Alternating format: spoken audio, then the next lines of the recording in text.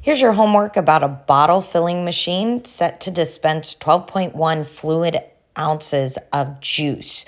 We get a sample that is different than 12.1. It's at 12.05. And what we're looking at is there a significant difference? Because if it is, they need to recalibrate the machine. So we set our null hypothesis at 12.1 fluid ounces. And notice it says, is there a difference? So our alternate hypothesis includes a does not equal sign. Pay attention to those details. That does not equal sign tells me this is a two-tailed test. Also notice that I defined my variable. I know at the top I said mu equals the mean amount of juice dispensed. Next, we check the conditions. We were told it was 4 random bottles sampled. Also, 4 is less than 10% of all juice bottles. That's important for independence because we're sampling without replacement. And then lastly, we have to look for an approximately normal shape.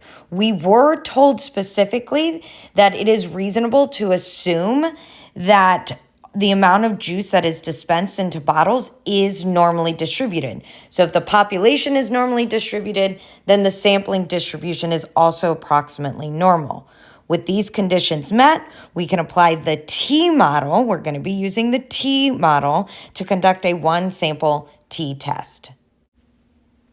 Next up, we have the do. We need to calculate our standardized test statistic. This formula is written in words on your formula sheet. Standardized test statistic minus parameter divided by standard deviation of that statistic.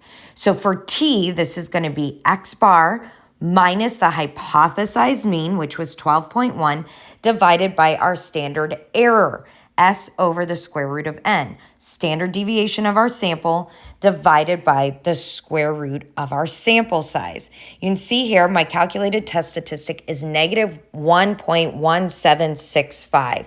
So I sketch a graph. Your graph is going to be really important on the AP exam. I label my test statistic. It's at negative 1.1765. I also need to label the degrees of freedom I'm working with. For this problem, it's 4 minus 1 gives us a degrees of freedom of 3. But remember, this is a two-tailed test. So I not only think about the lower end, I have to think about the upper end. I put these values into TCDF, one tail at a time. I get negative infinity to my test statistic, degrees of freedom, but I have to double this calculation to get the p-value of 32.42%. Remember to double the TCDF value to get your full p-value. All right, now we're ready to write our conclusion. With a p-value that is so high, 32.42%, higher than any reasonable alpha, we fail to reject the null claim that the mean juice is 12.1 fluid ounces. So to answer the question, we do not have significant evidence.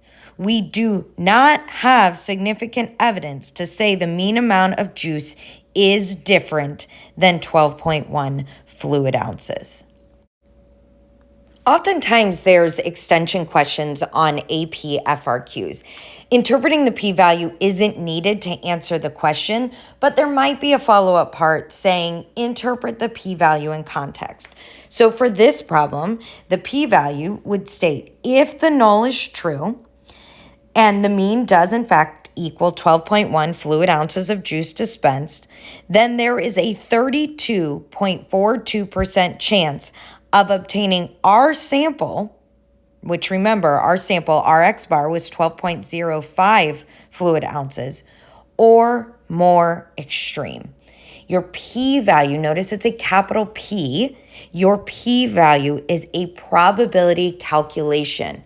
It is the probability of obtaining your sample given the null is true.